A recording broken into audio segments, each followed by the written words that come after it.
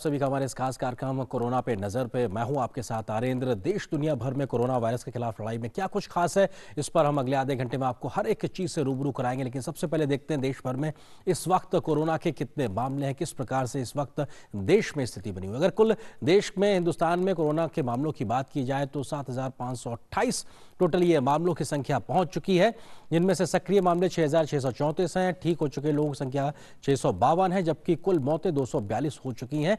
हालांकि कम से कम संतोष वाली बात यह है कि 650 से ज्यादा लोग ठीक भी हो चुके हैं, लेकिन 242 मौतें अपने आप में चिंता पैदा करती हैं। और सक्रिय मामले फिलहाल इस वक्त 6,634 हैं और टोटल अगर इसका किया जाए तो ये 7,528 तक पहुंचता है। अपने आप में ये इस वक्त की स्थिति बनी हुई। सबसे ज्यादा जो मामले हैं वो महाराष्ट्र से सामने आ रहे हैं और महाराष्ट्र उन राज्यों में से है जहां पे सबसे ज्यादा दिक्कतें देखने को मिल रही है। लेकिन कोरोना को लेकर देश भर में क्या है बड़ी हेडलाइंस, आइए डालते हैं नजर।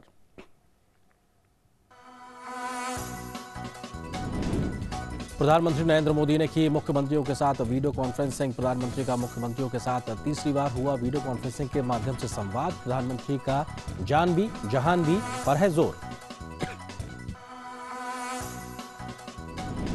प्रधानमंत्री ने राज्यों के साथ मिलकर संयुक्त प्रयास को और तेज करने पर दिया जोर। सोशल डिस्टेंसिंग, लॉकडाउन की गाइडलाइंस पालन करने की सभी से की अपील।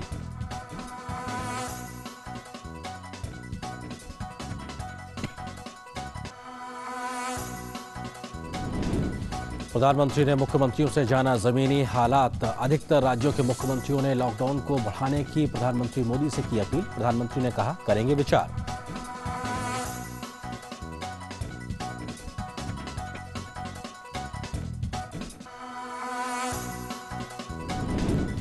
देश में अभी तक नहीं हुआ है कम्युनिटी ट्रांसमिशन। स्वास्थ्य मंत्रालय ने कहा घबराने की नहीं है जरूरत, जागरूकता और सतर्कता की है वक्त ही की आवश्यकता।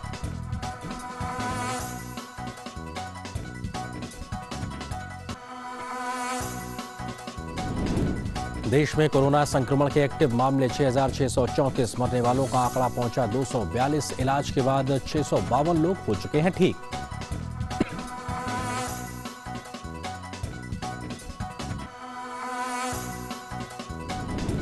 स्वास्थ्य मंत्रालय ने कहा कोविड-19 के खिलाफ भारत सक्रियता के साथ है खड़ा। कोविड-19 के लिए 586 समर्पित अस्पतालों में 1 लाख से ज्यादा आइसोलेशन बेड किए गए तैयार। 11,000 से ज्यादा आईसीयू बेड भी किए गए हैं तैयार। केंद्र ने दिया आश्वासन, भारत के पास है हाइड्रोक्सी क्लोरोक्विन दवाई का पर्याप्त भंडार। देश में अब तक 1,71,000 टेस्ट हो चुके हैं। कुल 213 निजी और सरकारी लैब कर रही हैं काम। गृह मंत्रालय ने कहा आवश्यकता पड़ने पर राज्यों के चिकित्सकों और स्वास्थ्य कर्मियों को सुरक्षा उपलब्ध कराने के लिए किया गया है निवेदन। अस्पतालों और क्वारंटाइन वार्ड में काम कर रहे कर्मचारियों को सुरक्षा मुहैया कराने के लिए कहा गया। सरकार 80 करोड़ लोगों को प्रत्येक व्यक्ति हर एक महीने 5 किलोग्राम मुफ्त में अनाज कराएगी उपलब्ध। प्रधानमंत्री गरीब कल्याण अन्न योजना के तहत अप्रैल से जून महीने के दौरान 1 करोड़ 20 लाख मीट्रिक टन खाद्यान्न जारी करने की रही है तैयारी। 2 करोड़ लाभार्थियों को मुफ्त में राशन पहले ही पहुंचा। तो कोरोना से जुड़ी देश भर की आप बड़ी हेडलाइंस देख रहे थे। अब देखते हैं दुनिया भर में क्या है बड़ी खबरें।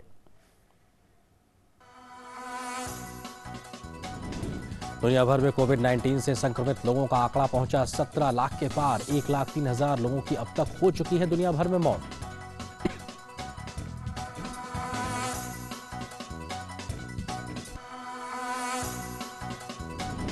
दुनिया में कोरोना संक्रमण से ठीक हुए लोगों की संख्या भी पहुंची करीब 4 लाख।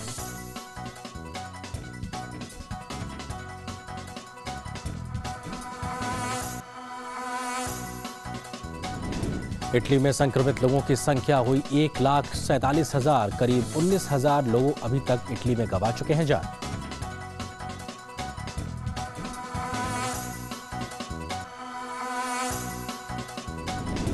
इटली के प्रधानमंत्री गिसेपी कोंटे ने देश में कोरोना वायरस से बिगड़ते हालात को देखते हुए लॉकडाउन को 3 मई तक बढ़ाने का दिया आदेश।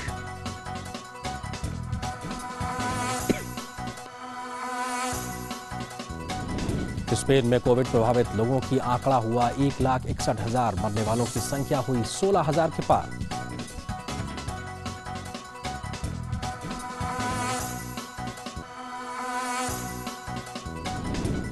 फ्रांस में भी कोरोना का कहर जारी, 1.25 लाख संक्रमित मामले आए सामने। 13,000 लोग अभी तक फ्रांस में गंवा चुके हैं अपनी जान।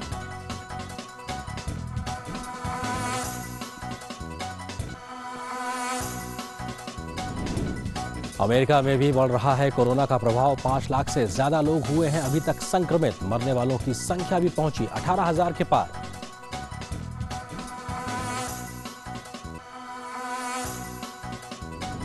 विश्व स्वास्थ्य संगठन के प्रमुख ने कहा कि हर देश को कोरोना से लड़ने के लिए सबक लेने का है ये वक्त।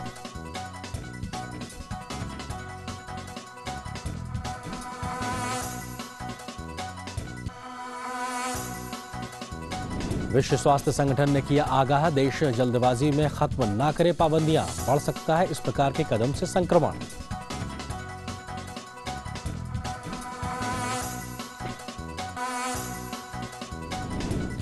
और चीन के वुहान शहर में प्रतिबंध हटने के बाद बरती जा रही हैं खासी सावधानियां, सरकार ने जारी की गाइडलाइंस।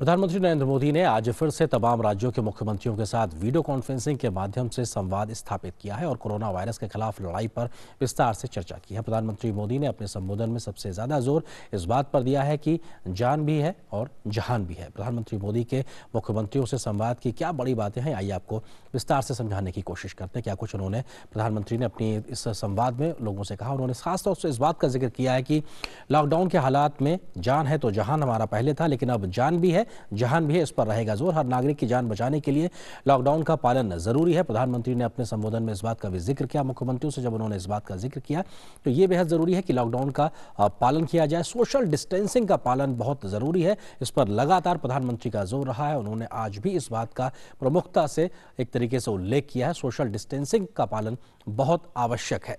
ये अपने आप में महत्वपूर्ण बातें हम बता रहे हैं। अधिकतर लोगों ने घरों में रहकर अपना दायित्व निभाया है अभी तक के जो लॉकडाउन का समय बीता है, और इस प्रकार की जिम्मेदारी का निर्वहन आगे भी लोगों को करना चाहिए। इस प्रकार की बात भी प्रधानमंत्री ने कही है। हम सभी ने भी इसी मंत्र के चलते हुए देशवासियों की जिंदगी बचाने का प्रयास किया, चाहे केंद्र सरकार हो चाहे राज्य सरकार हो, हर एक अपनी अपनी जिम्मेदारी निभा रहे हैं। तो वहीं उज्जवल भविष्य, समृद्ध और स्वस्थ भारत के लिए जान भी जहान भी दोनों ही चीजें जरूरी हैं। इसके लिए हर एक को अपनी अपनी जिम्मेदारी निभानी होगी। हर व्यक्ति जान है और जहान की चिंता करे तो अपना अपना दायित्व निभाएं, क्योंकि अपना दायित्व निभाएंगे तो हम इस संकट से उबर कर सामने आएंगे। तो वहीं हर व्यक्ति सरकार और प्रशासन के दिशा निर्देशों का पालन करे, इस बात पर फिर से आज जोर दिया है प्रधानमंत्री मोदी ने जब मुख्यमंत्रियों से बात की। लोगों से इसी सहयोग से कोरोना के खिलाफ हमारी लड़ाई और मजबूत होगी। अगर लोग सहयोग करेंगे तब हम इस लड़ाई को और बेहतरी से लड़ पाएंगे। इस बात को भी प्रधानमंत्री ने आज एक बार फिर से साफ तौर पर रेखांकित किया है। तो ये बड़ी बातें हम लगातार आपको बता रहे हैं जब प्रधानमंत्री ने मुख्यमंत्रियों के साथ में आज संवाद स्थापित किया। तो वहीं रोज की तरह आज भी स्वास्थ्य मंत्रालय और गृह मंत्रालय ने संयुक्त रूप से प्रेस वार्ता करके देश में कोरोना के खिलाफ लड़ाई की स्थिति से अवगत कराया। क्या रही बड़ी बातें स्वास्थ्य मंत्रालय की इस प्रेस कॉन्फ्रेंस में, उसके बारे में भी हम आपको बताते हैं। ये कहा गया है स्वास्थ्य मंत्रालय के माध्यम से प्रेस कॉन्फ्रेंस में कि किस तरीके से जोर कैसा है कि परिस्थितियों के अनुसार प्रयासों को बढ़ाया गया है। ये लगातार जैसी परिस्थिति उत्पन्न हुई उस प्रकार के प्रयासों को किया जा रहा है जमीन पे, और अभी तक देश में 1,71,000 टेस्ट हो चुके हैं। ये हमारी बढ़ती क्षमता को भी दर्शाता है कि हम किस तरीके से आगे बढ़ रहे हैं। 146 ICMR की लैब देश में काम कर रही है। इसके अलावा निजी लैब का आंकड़ा भी अपने आप में आज दिया गया है जो कि 67 है। कुल मिलाकर ये 200 से ऊपर आंकड़ा पहुंच जाता है निजी और ICMR की लैब मिलाकर, जहां पर टेस्टिंग की जा रही है। इस बात का जिक्र किया गया। राज्यों को हर जरूरी मेडिकल उपकरण उपलब्ध कराए जा रहे हैं, चाहे वो मास्क हो, PPE हो या किसी भी प्रकार के मेडिकल उपकरण हो, उसकी कोई कमी नहीं होने दी जा रही। राज्यों को कोविड डेडिकेटेड अस्पताल बनाने के लिए सबसे ज्यादा प्रेरित किया जा रहा है, इस पर फोकस है। देश में अभी तक 586 कोविड डेडिकेटेड अस्पताल बनाए गए हैं और ये अपने आप में एक बड़ा प्रयास है जिसके तहत संक्रमण को रोका जा सकता है। इस 586 अस्पतालों के माध्यम से 1 लाख से ज्यादा आइसोलेशन बेड तैयार किए गए हैं और इनके माध्यम से, इन अस्पतालों के माध्यम से 11,000 से ज्यादा ICU बेड भी बनाए गए हैं। कम से कम ये हमारी बढ़ती जो स्वास्थ्य की क्षमता है उसको दिखाता है। कंटेनमेंट पॉलिसी पर है फोकस कि आखिर इस संक्रमण को कैसे रोका जाए। इस पूरी पॉलिसी को इस प्रकार से बनाया गया है और इस पर ही सबसे ज्यादा फोकस किया जा रहा है। एम्स के माध्यम से डॉक्टर्स और पैरामेडिकल स्टाफ के ट्रेनिंग पर भी जोर है जो कि राज्यों की क्षमताओं की, स्वास्थ्य क्षमताओं को बढ़ाता है। प्रधानमंत्री मोदी ने मुख्यमंत्रियों से संयुक्त प्रयास तेज करने पर जोर दिया है। इस बात का भी जिक्र आज प्रेस के माध्यम से दिया गया। बिना किसी प्रयास के अगर मामले बढ़ रहे होते तो ये 2 लाख से ऊपर बढ़ जाते, इस बात का भी जिक्र किया गया। अगर प्रयास ना किए गए होते, अगर सीमित प्रयास किए गए होते तो ये मामला अभी तक 45,000 के पार पहुंच चुका होता। लेकिन हिंदुस्तान ने बहुत प्रयास किए, इसलिए मौजूदा समय में आंकड़ा लगभग 7500 के आसपास है। ये जो 7447 है, इससे थोड़ा सा मामला बढ़ गया है, 7500 के आसपास पहुंच गया है। हिंदुस्तान में पहला क्लस्टर उत्तर प्रदेश के आगरा में पाया गया था। इसको लेकर भी साफ तौर से बात कही गई, कैसे अप्रोच के तहत संयुक्त रूप से जो प्रयास किए गए। आगरा का जो क्लस्टर था, वहां पे संक्रमण को रोका गया। विस्तार से इस बात का भी आज जिक्र किया गया, क्या क्या प्रयास किए गए। इसके अलावा एनसीसी हो, एनएसएस हो, सिविल डिफेंस के लोग हो, ये सब कोई इस कोरोना के खिलाफ लड़ाई में मदद करने के लिए आगे आए हैं और लगातार मदद कर रहे हैं। तो वहीं केंद्रीय पुलिस फोर्स के लोग भी मदद कर रहे हैं, जागरूक कर रहे हैं, अपने जो संसाधन है उनका इस्तेमाल सरकार के माध्यम से इस प्रकार के प्रयासों में कर रहे हैं। राज्यों में आवश्यक वस्तुओं की सप्लाई की जा रही है सुनिश्चित, इसको गृह मंत्रालय सुनिश्चित कर रहा है, किसी भी प्रकार की समस्या ना आने पाए। राज्यों को डॉक्टरों, मेडिकल के स्टाफ की सुरक्षा को सुनिश्चित करने की भी सलाह दी गई है कि आखिर उनकी सुरक्षा सबसे सर्वोपरि है, उसको ध्यान रखने की जरूरत। तो ये तमाम महत्वपूर्ण बातें थी, किस तरीके से ये बात आगे बढ़ी। आपको हम कुछ जमीनी स्थितियों से भी और खबरों के माध्यम से रूबरू कराते हैं। देश में मास्क की कमी को हर हाल में पूरा करने के लिए सरकार के जो प्रयास हैं वो लगातार चल रहे हैं। इसमें हर स्तर पर लगातार प्रयास देखने को मिल रहे हैं। किस प्रकार से ये स्थिति जमीन पर हो रही है, इस पर हमारे सहयोगी संवाददाता ऋषि कुमार ने एक रिपोर्ट की, आइए देखते हैं।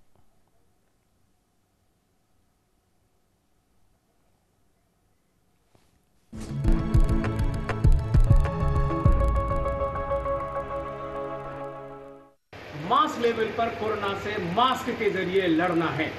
ये मास्क कैसे बन रहे हैं, किस तादाद में बन रहे हैं और किस तकनीकी के साथ बन रहे हैं। इस समय हम एक यूनिट में है गाजियाबाद की, जो उत्तम फैशन के नाम से है। और इस यूनिट में हम आज देखेंगे कि नई तकनीकी के जरिए यहाँ पर कैसे बल्क में, बड़ी मात्रा में यहाँ पर उत्पादन किया जा रहा है। 3 लेयर बनाई जाती हैं। इसके 3 GSM होते हैं, एक 25 GSM है तो 20 GSM की लेयर होती है। एक वाइट GSM, उसका अंदर वो फिल्टर का काम करता है, और 2 लेयर जो है उसको बैक्टीरिया रोकने का काम करता है। तीनों लेयर को मिला के इस तरीके से मशीन चलती है और इसके बाद ये पूरा एक मास्क तैयार करते हैं। मास्क बनाने की यूनिट में अब हम पहुँच गए हैं उस भाग में जहाँ इसकी स्टिचिंग होती है और करीब करीब कह सकते हैं कि इसको अंतिम रूप दिया जाता है। इस पूरी प्रोसेस में ख़ासतौर से जो कामगार वर्ग है बेहद साफ़ सफाई के साथ अपने हाथों को सैनिटाइज करने के बाद इस काम को अंजाम देता है। देश की ज़रूरत और उत्तर प्रदेश के सहयोग से हमने इमीडिएट मास्क बनाने का, 3 प्लाई मास्क बनाने का काम शुरू किया, जिससे कि जो हमारे देश में मास्क की कमी थी हम उसको पूरा कर पाएँ। हज़ारों पैकेट इस यूनिट से तैयार होकर प्रतिदिन निकल रहे हैं और लोगों की उस ज़रूरत को पूरा कर रहे हैं, जिसमें अब हमें यह सुनिश्चित करना है कि हर व्यक्ति के पास मास्क हो और हर व्यक्ति कोरोना से सुरक्षित हो। अपने सहयोगी उर्मिलेश भट्ट के साथ ऋषि कुमार, DD न्यूज़, ट्रोनिका सिटी, गाजियाबाद।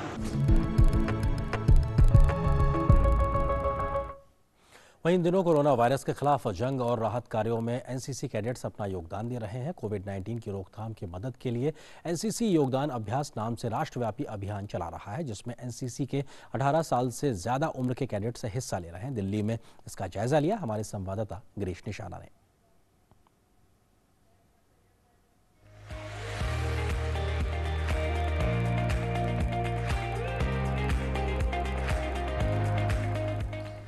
इन दिनों लॉकडाउन में राष्ट्रीय कैडेट कोर यानी एनसीसी कैडेट भी अपनी अहम भूमिका निभाते नजर आ रहे हैं। किस तरह की गतिविधियां कर रहे हैं, बात करते हैं। हमारे जो एनसीसी के कैडेट्स हैं, यहाँ तक कि एएनओ और हमारा पीआई स्टाफ, जिस भी तरह के काम के लिए हमें बुलाया जाता है, चाहे विद्यालय के द्वारा या फिर हमारी बटालियन के द्वारा, हम उस काम को अपनी पूरी निष्ठा से कर रहे हैं।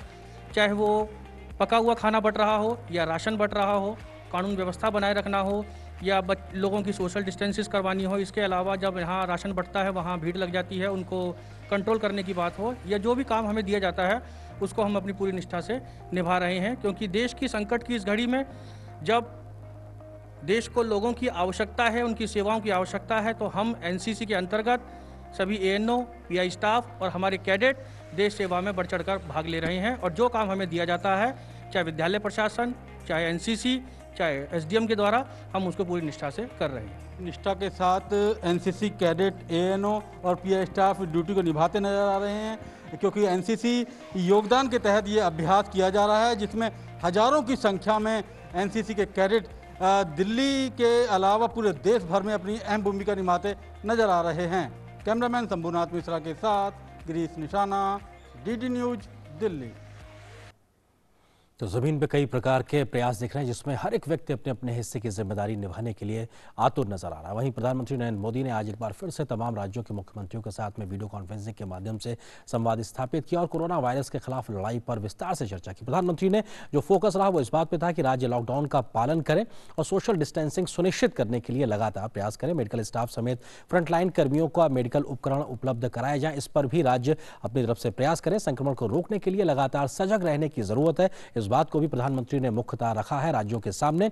साथ ही साथ अधिकांश राज्यों में 2 सप्ताह तक लॉकडाउन बढ़ाने की सिफारिश आज राज्यों की ओर से प्रधानमंत्री को की गई है। पर्याप्त मात्रा में मेडिकल उपकरण, दवाइयां मौजूद हैं, कालाबाजारी को सख्ती से रोके राज्य, इस बात को भी प्रधानमंत्री ने राज्यों से कहा है। साथ ही साथ डॉक्टर और मेडिकल स्टाफ पर हमले की प्रधानमंत्री ने कड़े शब्दों में निंदा की है, उसको रोकने की बात की है। इसके अलावा नॉर्थ ईस्ट और कश्मीरी छात्रों के साथ दुर्व्यवहार की कुछ जो घटनाएं भी आई हैं उस पर भी प्रधानमंत्री ने निंदा जाहिर की है। खेती किसानी और कर विशेष इंतजाम करने की भी प्रधानमंत्री ने राज्यों को सलाह दी है जब उन्होंने आज राज्यों से मुख्यमंत्रियों से बात की। अगले 3-4 सप्ताह बीमारी को रोकने के लिए खासे महत्वपूर्ण है, इस बात को भी साथ में आज निकल के आई है। प्रधानमंत्री ने आरोग्य सेतु ऐप को डाउनलोड करके सभी को एक तरीके से कहा है कि उसको डाउनलोड किया जाए, उस पर भी प्रधानमंत्री का जोर रहा है। प्रधानमंत्री ने इस बात का भी जिक्र किया कि चुनौती में अवसरों को खोजकर आगे बढ़ने का वक्त है, हताश नहीं होना है, हमको हिम्मत के साथ आगे बढ़ना है। इस प्रकार की समस्याओं के बीच में हमको अवसर भी देखने और एक देश के नाते हिंदुस्तान के सामने एक बड़ी एक तरीके से अवसर भी मौजूद है।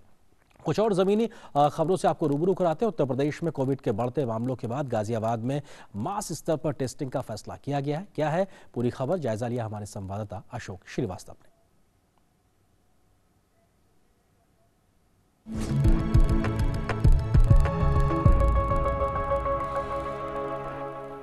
गाजियाबाद में हालांकि बीते 3 दिनों में कोई भी कोरोना का नया केस नहीं आया है, लेकिन यहां पर 13 हॉटस्पॉट हैं और सरकार ने अब तक पिछले 3 दिनों में जितने भी टेस्ट किए उनमें सब में नेगेटिव रिपोर्ट आई है। लेकिन उसके बावजूद यहां पर सरकार ने, प्रशासन ने एक बड़ी पहल की है। अब यहां पर कम्युनिटी टेस्टिंग यानी कि मास टेस्टिंग की प्रक्रिया शुरू की गई है। ये इस वक्त हम जिला हॉस्पिटल में हैं और जिला प्रशासन का जो संयुक्त अस्पताल है वहां पर हैं। वहां पे कोविड-19 का एक विशेष सेंटर बनाया गया है, टेस्टिंग का सेंटर बनाया गया है। यहां पर बीते 3 दिनों में, हालांकि अब ये पायलट प्रोजेक्ट है, जल्दी इसको जो है पूरी तरह से रन किया जाएगा, लेकिन यहां पर बीते 3 दिनों में करीब करीब कुल मिलाकर देखें तो 50 टेस्ट हो चुके हैं। कोई भी आता है यहां पर अपना टेस्ट करवाता है और उसके सैंपल लिए जाते हैं, उसका टेस्ट किया जाता है, कोरोना का टेस्ट किया जाता है। आज भी यहां पर करीब करीब 25 लोगों ने अपने टेस्ट करवाए हैं। तो इस तरह से जो है एक कम्युनिटी जो टेस्टिंग की बात हो रही थी, अब उस दिशा में एक बड़ी पहल गाजियाबाद में, उत्तर प्रदेश में जगह जगह शुरू की जा रही है। और गाजियाबाद में यह सेंटर जो है अगले 1 से 2 दिनों में, क्योंकि यह पायलट प्रोजेक्ट है, पूरी तरह से रन करने लगेगा और कम्युनिटी टेस्टिंग जो है वो यहां पर भी बड़े पैमाने पर होने लगेगी। गाजियाबाद में जो कोविड के जो टेस्टिंग सेंटर बना है हॉस्पिटल में, इस वक्त हम वहां पर हैं और वहां इसका ये एक SOP है, स्टैंडर्ड ऑपरेटिंग प्रोसीजर है कि किस तरह से यहां पर टेस्ट होने हैं। और यहां के जो इंचार्ज हैं वो डॉक्टर सूर्यांश और डॉक्टर RC गुप्ता मेरे साथ हैं। और डॉक्टर साहब, किस तरह से यहाँ पर सारी प्रक्रिया चल रही है, बताएं। ऐसा है कि जो ये सोचा गया है कि 50% पेशेंट्स वो हो रहे हैं जिनमें साइन और सिम्टम नहीं आ रहे हैं, तो ये कर पाना कि पहले जैसे कि जो पॉजिटिव है उनकी कर लें, जिनकी ट्रैवल हिस्ट्री है उनकी कर लें, जो कॉन्टैक्ट्स हैं उनकी कर लें, इसके बावजूद कुछ पेशेंट छूट ही रहे थे फील्ड में। तो अब गवर्नमेंट ने भी मास स्केल पे या कम्युनिटी में भी सैंपल कराने का डिसीजन लिया है। डॉक्टर सूर्यांश, क्या ये बताइए कि ये PPE किट यहाँ पर जो बाकी अन्य डॉक्टर है अभी उनके लिए जरूरत नहीं पड़ती, मतलब किस तरह से ये प्रोसीजर पूरा रहता है? रफली एक पेशेंट का जब हम टेस्टिंग करते थे तो 3 पूरी PPE किट पहन के टेस्ट अभी तक टेस्टिंग होती थी उनकी। अब क्या है कि अब हमारे लिए 4 घंटे 3 घंटे 4 घंटे की एक शिफ्ट में एक व्यक्ति हमारा रहेगा जो PPE किट पहन के रहेगा।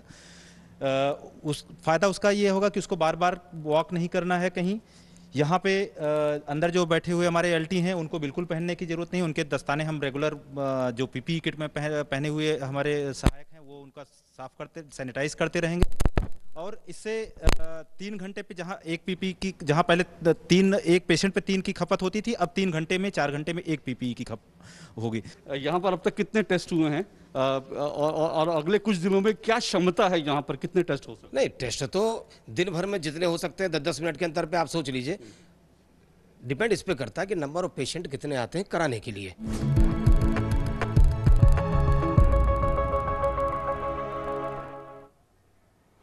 और लॉकडाउन के चलते मास्क की आपूर्ति को पूरा करने के लिए कन्नौज जिले के सौरिक थाना में तैनात महिला पुलिसकर्मी प्रिया शुक्ला और शिवानी शर्मा ड्यूटी के बाद अतिरिक्त समय में 3 लेयर मास्क बनाकर लोगों की मदद कर रही है। महिला पुलिसकर्मियों के जज्बे को देखने के लिए डीएम, एसएसपी तमाम लोग मौके के निरीक्षण पर पहुंचे। उन्होंने किस प्रकार से उनका हौसला अफजाई की, देखिए ये हमारी ग्राउंड रिपोर्ट।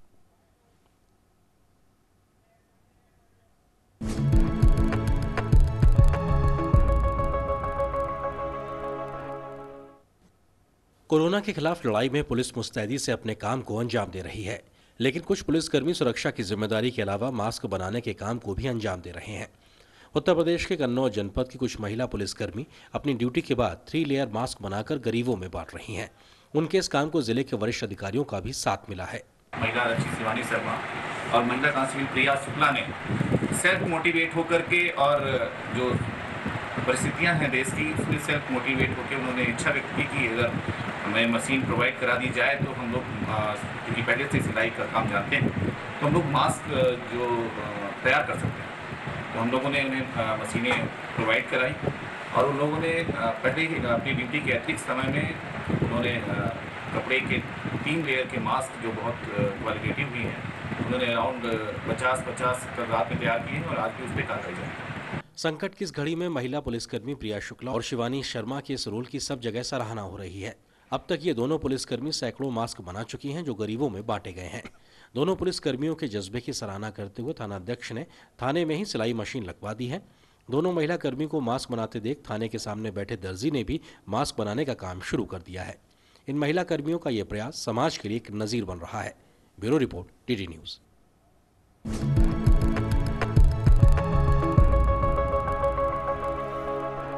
और आइए नजर डालते हैं दुनिया भर में कैसे कोरोना के मामले बढ़ते जा रहे हैं।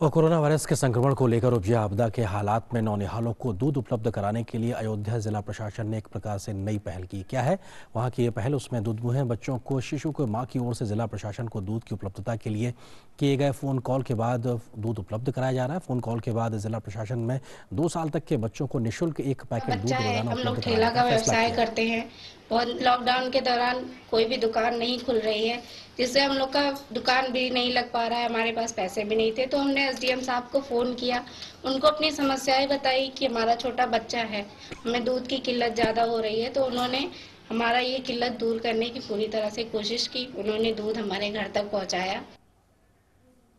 उधर जनपद हापुड़ में गश्त पर निकली पुलिस पर लोगों ने फूलों की बारिश की और मुश्किल परिस्थितियों में भी साथ देने पर पुलिस का आभार जताया, क्योंकि कोरोना वॉरियर्स के तौर पे फुट सोल्जर्स की तरीके से पुलिसकर्मी इस वक्त लगातार काम कर रहे हैं। ऐसे में समाज के लोगों के द्वारा उनके प्रति इस प्रकार का आभार जताना, उन पर फूलों की वर्षा करना एक तरीके से धन्यवाद देता उन लोगों के लिए जो लगातार काम कर रहे हैं जनता के लिए, समाज के लिए, देश के लिए।